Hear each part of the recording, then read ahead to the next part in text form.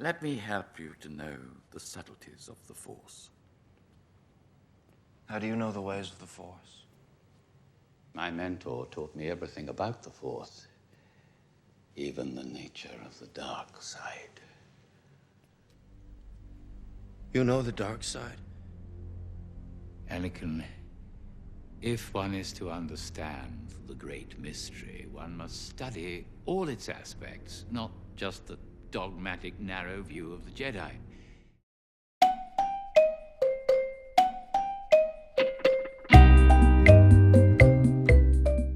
Avant d'entrer enfin dans le vif du sujet et de commencer à parler concrètement de la méthode pour écrire un roman pas à pas, j'aimerais faire une dernière petite vidéo d'introduction, promis c'est vraiment la dernière, sur le dernier sujet un peu général qu'il me reste à traiter, la technique.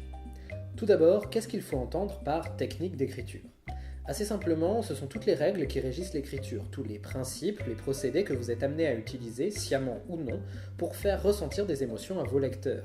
Autrement dit, ce sont tous les outils qui vont vous permettre d'écrire de meilleures histoires. Moi, de mon côté, je vais vous dire que la technique d'écriture, c'est tout simplement la science de l'écriture. Oui, j'ai bien dit la science. Et c'est très important de le comprendre. Le mot pourra faire peur à certains parce qu'il y a une conception de l'écriture, et surtout de l'écriture de romans, qui veut justement nous faire croire que l'écriture est un art et que ça doit donc s'affranchir des règles, que c'est quelque chose qui tient davantage du talent, du génie, de l'imagination, de la créativité, etc. Bref, des choses qui sont quelque part un peu éthérées, insondables, mystiques, voire carrément magiques. Bon, je ne reviendrai pas sur ce que j'ai déjà dit à ce sujet, comme quoi l'écriture de bons romans tient plus du travail que du talent ou du génie, ou encore sur le fait que nous ne créons jamais que par association d'idées, et donc il n'y a rien de mystique ou de magique dans tout ça, bien au contraire. Et je ne reviendrai pas non plus sur le fait que l'écriture de récits, de romans, est effectivement un art. Mais justement, comme tout art qui se respecte, l'écriture est régie par des règles fondamentales qu'il vous faut connaître. Prenons la musique par exemple. La musique est un art, et la musique est régie par des règles.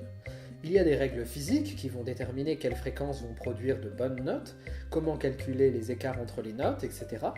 Ensuite, il y a des règles assez connues qui forment le langage de la musique pour des raisons diverses, les différentes gammes par exemple. Et puis, on sait aussi qu'utiliser des notes dissonantes va produire un effet différent sur les spectateurs que d'utiliser des notes harmonieuses. On sait aussi que passer un thème d'une gamme majeure à une gamme mineure va produire un effet particulier, tandis que le passer d'une gamme mineure à une gamme majeure va produire un autre effet. Et il existe tout un tas d'autres phénomènes de la sorte qui sont tout à fait mesurables pour des scientifiques. Et donc, en utilisant ces phénomènes, on va pouvoir en tirer un certain nombre de règles qui consisteront globalement à dire qu'utiliser tel son avec tel son va produire tel effet chez le spectateur.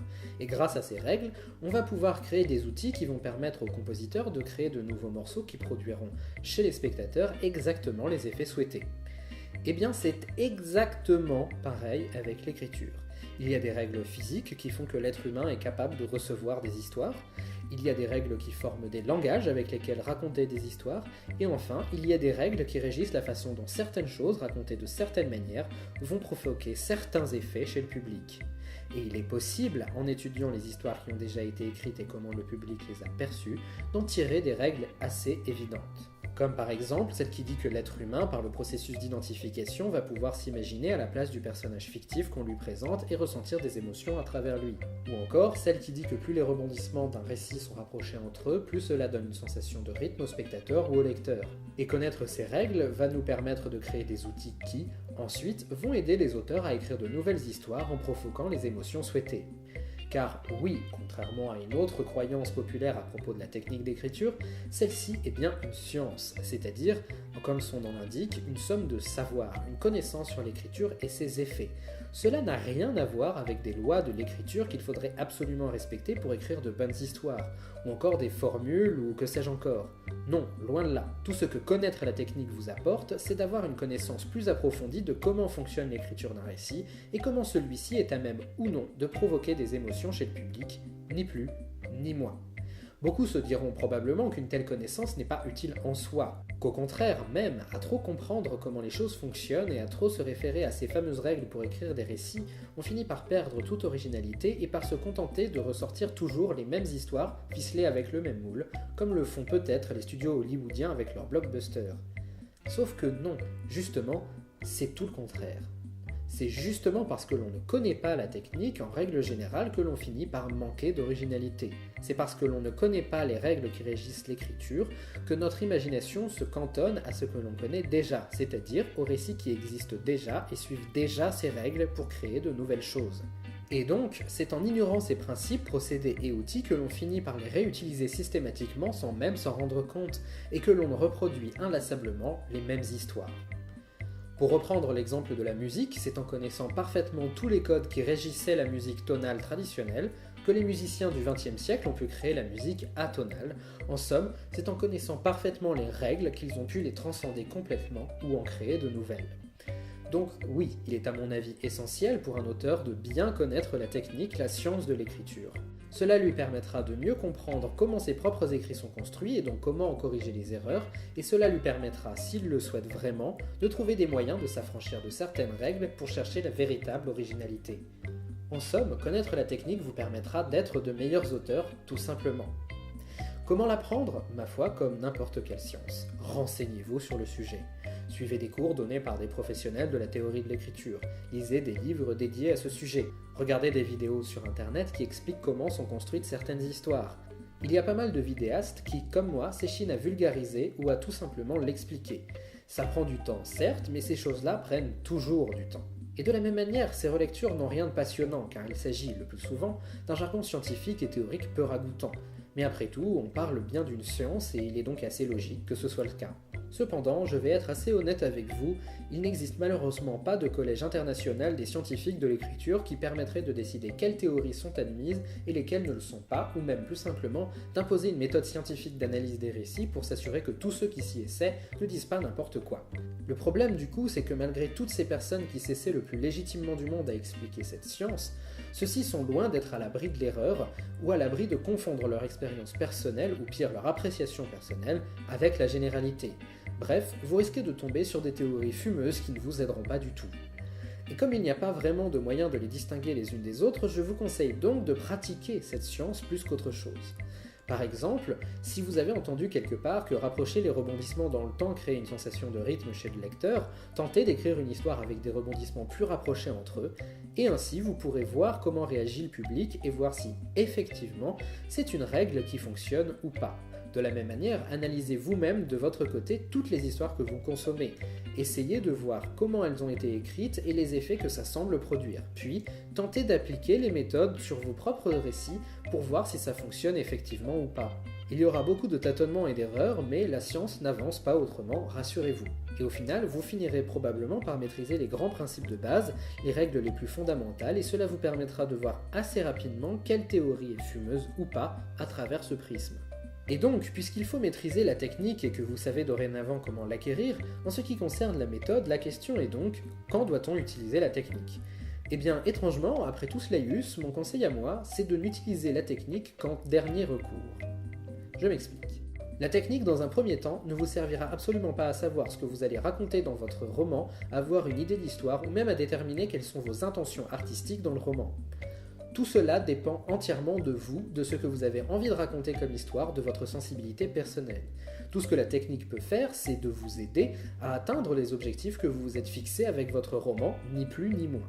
Ensuite, je l'ai dit, la technique n'est pas et ne doit pas être un ensemble de lois à respecter à la lettre, bien au contraire. Lorsque vous serez suffisamment érudit dans cette science, vous vous rendrez d'ailleurs compte que certaines règles, certains outils sont parfaitement incompatibles les uns avec les autres, qu'il n'existe pas une seule formule pour écrire une histoire qui soit efficace, mais plusieurs. En d'autres termes, même si vous vouliez suivre la règle, vous vous rendrez compte que c'est impossible et que vous devez absolument faire des choix personnels à un moment ou à un autre pour que ça fonctionne. Et ce n'est pas parce que 75% des histoires que l'on connaît sont écrites avec la formule A qu'il n'existe que cette formule, que les histoires qui ne suivent pas cette formule sont mal écrites, ou même que cette formule est adaptée à votre histoire à vous, ou que la formule B n'est pas tout aussi efficace. Donc, construire son histoire en fonction des règles ne vous apportera pas satisfaction. Mais aussi et surtout, vous vous rendrez vite compte que cette science est vaste et que le nombre de paramètres à prendre en compte pour écrire un bon roman est tout simplement démentiel. Si vous commencez à vouloir construire votre histoire en suivant les règles, vous risquez tout simplement de ne jamais arriver au bout tant il y a de choses auxquelles réfléchir. De plus, la plupart de ces règles sont assez intuitives. Encore une fois, votre imagination se base sur ce que vous connaissez déjà pour créer de nouvelles idées. Et je l'ai dit, en conséquence de ça, vous allez naturellement, en inventant de nouvelles histoires, respecter intuitivement l'essentiel des règles et principes de l'écriture, sans même en avoir forcément conscience. Il n'y a donc fondamentalement aucun besoin à vouloir s'échiner à suivre une formule, puisqu'on a tendance à l'appliquer naturellement de toute manière. Enfin, et ne l'oubliez jamais, la science de l'écriture est profondément incomplète. On ne connaît pas toutes les règles qui régissent cet art, bien au contraire. D'une part parce que les théoriciens sont relativement rares, qu'ils ont tendance à travailler indépendamment des uns des autres, et donc qu'ils répètent souvent les mêmes choses au lieu d'explorer plus avant, mais aussi parce qu'ils ne suivent pas forcément toujours des méthodes très scientifiques et peuvent se tromper ou omettre des choses. Mais surtout parce que l'écriture est, par nature, quelque chose qui change sans cesse, se renouvelle sans cesse. Chaque nouvelle histoire que l'on écrit est susceptible de créer de nouvelles règles ou d'apporter une utilisation nouvelle de celles que l'on connaissait déjà. En voulant sans cesse raconter des choses nouvelles, on va se heurter à de nouveaux défis en termes d'écriture, peut-être même des défis que personne n'aura eu à relever avant nous, et en y trouvant des solutions, on va donc créer de nouveaux outils. Bref, il y a encore beaucoup à découvrir et les théoriciens actuels ont à peine effleuré la surface. Et du coup, s'il est physiquement impossible de suivre la règle à la lettre, que vous êtes capable de la suivre naturellement, que suivre la règle ne vous dispense pas de faire des choix artistiques ou d'avoir recours à votre imagination et à votre sensibilité personnelle, qu'à chaque fois que vous suivez le fil de votre imagination, vous êtes susceptible de créer de nouvelles règles, de nouveaux outils, sans vous en rendre compte et que de toute manière la règle est incomplète, alors c'est qu'il est vraiment inutile et contre-productif d'essayer de suivre la règle à tout prix. Donc, mon conseil est le suivant. N'utilisez la technique qu'en dernier recours. Lorsque vous rencontrez un blocage dans l'écriture et que vous avez du mal à trouver une solution. Lorsque vos relecteurs vous signalent un problème. En bref, n'utilisez la technique que lorsque votre imagination seule ne suffit pas à surmonter les obstacles qui se dressent sur votre route. Utilisez-la uniquement pour régler des problèmes qui sont déjà là et non pour anticiper les suivants. Car, de toute manière, à partir du moment où vous connaîtrez la règle sur le bout des doigts, que vous en maîtrisez vraiment les outils, vous vous rendrez compte que vous les utilisez à bon escient par réflexe, sans même y réfléchir.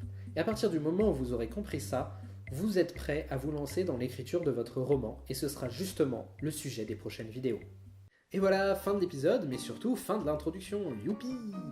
Dès la semaine prochaine, on entre enfin dans le vif du sujet. Mais bon, au moins maintenant, j'en suis sûr, vous avez tous les outils nécessaires pour suivre sans problème cette série de vidéos. Comme d'habitude, et puisqu'on parle de la technique, je vous renvoie vers mon site, le lien est dans la description, où je vous parle de techniques, de règles, de principes fondamentaux et tout ça.